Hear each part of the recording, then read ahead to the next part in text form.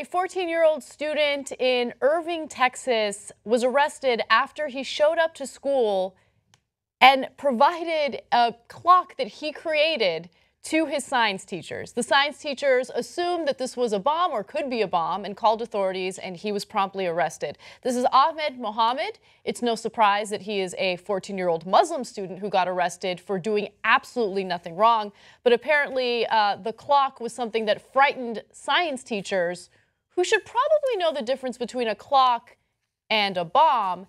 And so they called the authorities and he was arrested. Now, the charges have since been dropped because authorities found that there was no intention of him building a bomb. What he built was not a bomb, and as a result, he was not a threat whatsoever. However, the mayor of the town of Irving, Texas, has released a statement, and she is not apologizing for what happened whatsoever. She says, "I do not fault the school or the police for looking into what they saw as a potential threat. They have procedures to run when a possible threat or criminal act is discovered. They follow these procedures in the sole interest of protecting our children and school personnel. To the best of my knowledge, they followed protocol for investigating whether this was an attempt to bring a hoax bomb to a school campus. Following this investigation, Irving PD has stated no charges will be filed against the student. I hope this incident does not serve as a deterrent against our policy and school personnel from maintaining the safety and security of our schools." She also went so far as to say, "As a parent, I agree that if this happened to my child, I would be very upset." But then my child isn't a Muslim, so she added. "It is my sincere desire that Irving ISD students are encouraged to use their creativity, develop innovations, and explore their interests in a manner that fosters higher learning. Hopefully, we can all learn from this week's events, and the student who has obvious gifts will not feel at all discouraged from pursuing his talent in electronics and engineering." No, I mean, the fact that we made assumptions about him based on his ethnicity and his religion, I don't know why that would discourage him. I mean, I'm sure he's going to want to build something else and bring it to school because maybe he can get arrested again. I mean, nowhere in her statement did she apologize for a goddamn thing. She said our police and our school officials did the right thing. They took the right precautions. I mean, if you've got a Muslim in the building, watch out. You got to take precautions, right? And that last paragraph that Anna read you was only after significant criticism did she say she didn't apologize for any of the actions. She just said, if it was my kid, well, then of course I'd be pissed. But it wasn't my kid, was it? It wasn't a white kid at all, so I don't really care. Now, you think, wait a minute now, she's just taking precautions in this case, and I'll get to that in a second as to what they should have done. But maybe we're making assumptions about her just based on this one statement. No, no, no. She has a history. She does. And she's been riling up anti-Muslim fervor in that particular town. So it's not like she's not connected to this. She's part and parcel of the reason why they arrested the poor kid in the first place. Yes, so there seems to be an issue of Islamophobia in this area of Texas. And according to Raw Story, the mayor, Beth Van Doon, pushed elected officials to back a state bill banning Sharia law after reading reports about an Islamic tribunal set up in her own town to settle personal and business disputes between Muslims based on religious principles. Now, some of you might think, oh, tribunal, that sounds kind of scary. What does that mean? Well, it turns out there's a number of different religions who have similar things set up in order to deal with certain disputes among those in the community. So, according to Tahir al-Badwawi, a tribunal judge, he explained that the Islamic court was entirely voluntary and would not oversee criminal cases, child support, custody issues, or the transfer of assets, but would instead settle divorces, workplace disputes, and small claims. It's a non-binding tribunal that acts as essentially a mediator or arbiter of minor disputes to keep them out of court, and Christians and Jews have long operated similar religious courts. But according to this mayor, it's unacceptable if it involves Muslims. All right, so let's understand a bunch of things. First of all, I'm not in favor of any of the religious tribunals. That's because I'm not religious. I'm agnostic, and we built a whole government centered around the idea of settling disputes. I would take it to the government. I'd take it to the regular courts. But this is voluntary stuff. So if two Jewish people want to go and settle a small claim or their marital issues with a rabbi, I'm not going to get in their business. Okay, that's what they have voluntarily decided to do. If two good Christians want to do that at church with their priests, great. If two religious Muslims want to do that at a mosque, it's over a small claims thing and it doesn't bother anybody else. I don't love it, but that's their issue. That's not my issue. What am I going to get involved in their lives for? I'm going to bust into their temple, into their church, into their mosque, and be like, no, you follow my rules, right? Okay, now, if they were interfering with anything else, including state business, that would be a different matter. Very different matter, right? But they're not. They voluntarily agreed to go in front of an arbiter, basically, right? And it happens to be a religious arbiter. But I'm not from that community, so I'm not going to judge them as long as it doesn't upset anything else in the government. But that's not the mayor's intention anyway. The mayor's intention is, like when she says, Sharia law that's coming, well, she cares about the small claims, whether one guy took $50 from another guy or what happened inside somebody's marriage. She doesn't care about that. She wants to scare the living crap out of her residents and then pretend to be their defender and protector. Well, she did accomplish one of those things. She scared people enough. So when a 14-year-old kid, if you notice, wearing a NASA t-shirt, comes in with a science project, they all flip out and they go, oh my God. Now, so let's settle two important things here. America didn't used to be like this. The fear-mongering has had an enormous effect. How do I know? I know because I grew up in a family that was Muslim. Now, I had renounced that. I am against religion. I'm agnostic. And yes, we Turks are more secular. I was never a deeply religious person. But did everybody in my school know that I was Turkish, and did all my teachers know that? Did they know that I came from a Muslim background? Yes, they knew that. Mrs. Rosenberg would have never done this to me. Mr. Popowski wouldn't have done it. Dr. Kimmel wouldn't have done it. None of the teachers that I grew up with would have done this to me, okay? When I brought in a science project, they would have been proud of me, right? They wouldn't have done this. Look at what they did to this kid, right?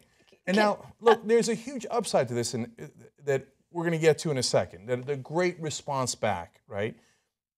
But if that response had not happened, okay, that kid would have, you know, if we hadn't gotten the spotlight on it as it happened, he would have thought, oh, no, that's it. I'm not going to do anything anymore, and I'm the enemy. They handcuffed that kid. They handcuffed him and walked him out. So I just want to put up the picture in the first graphic. And I don't know exactly what it is, but looking at that picture of him in handcuffs and just the look on his face, it made me really emotional, right? And as someone who does news, you're not supposed to admit when you're emotional about a story. I don't care. It made me emotional because that picture represents a loss of innocence for this kid, right? I think a realization of what this country has turned into, and it's a really, really terrible thing. And hopefully the supportive response that he's gotten after this picture was taken doesn't deter him from pursuing whatever he wants to pursue, whether it's science, you know, engineering, whatever. But you look at that picture, and he's a victim of the fear-mongering that you're talking about right now, Cenk. Like the same atheists who spend all their time debating about which religion is the worst and then coming to the conclusion that Muslims are the most violent and they should be the most feared and we should put all of our attention on them. Okay, that's the kind of fear-mongering that leads to an innocent 14-year-old being arrested for doing a science project. Now, Anna, not all Muslims, they sound like Donald Trump, right? It's just some Muslims, so watch out for the Muslims. Don't watch out for other people. Watch out for the Muslims. I didn't say all Muslims. Oh, you interpreted it as a 14-year-old kid with a NASA t-shirt on. Oh, I could have never seen that coming. Okay, now, this one sentence by one of the officers involved, it tells you exactly what the problem is. The kid walks into the principal's office, and the officer says, quote, "Yep, that's who I thought it was." Okay. Why would you think it was him? You think it was him. And let's keep it real. If it's Bobby from down the street, you think they're going to say, "Hey, Bobby, we think you're a terrorist and you built a bomb"? You say, "Hey, Bobby, what is this?" This is how it's going to be resolved if it's Bobby from down the street. You hey, ask Bobby, some questions. Hey, what is it? Oh, it's a clock. Oh, that's interesting. How does it work, Bobby? It's Ahmed Mohamed. Call in the cops. So now, of course, there's going to be the doubters and the conservatives and whoever else, right? We're going to say, well, there was a lot of wires, man. You don't know. It could have been dangerous. A lot of dangerous things happen in schools. Okay. Now, first of all, if you're a science teacher, that's your job to figure out if it's a clock or a bomb. Okay, all right, forget it. You say, oh, no, I don't want to figure it out. I don't want to touch it. Okay, all right. Why don't you be a human being for a second and say, all right, now let's put this somewhere safe, okay? Yeah, okay, we want to be super cautious because we want to protect all the kids, including Ahmed Mohamed. Okay, you want to use those excuses, fine. Put it somewhere safe, have somebody come and look at it, and have the 14-year-old kid sit in the principal's office. Yeah, it's a little, like, you know what, afterwards I'd apologize to him if I was a principal. I said, but I mean, I had to check it out. You know, there's a lot of concern. We want to make sure we care about safety. Sorry about that. And great project. Sorry that we had to check it out, but we had to check it out of an abundance of caution. You don't handcuff the kid and arrest him when you don't even know what it is. Exactly. They handcuffed him and walked him out of there in front of the whole school and arrested him. They had no idea what it was. They had already made the assumption, yep, that's the one I thought it was, right? That's the Ahmed Mohamed that needs to be in prison, right? So you tell me there are no assumptions? You're mental if you say that. You can't possibly believe that. Now, having said all that, the reaction afterwards, I think, was wonderful. Yes. The science community, and definitely not just Muslims. In fact, I didn't see any Muslims in the reaction. Christians, Jews, agnostics, atheists, everybody from across the country pouring in with hashtag I stand with Ahmed and offering jobs, offering internships, offering tours of NASA, and then obviously the president. Yes. So let's go to graphic 21. The president tweeted about this, and of course he got some criticism from conservatives who love being Muslim-hating bigots. But President Obama said, "Cool clock, Ahmed.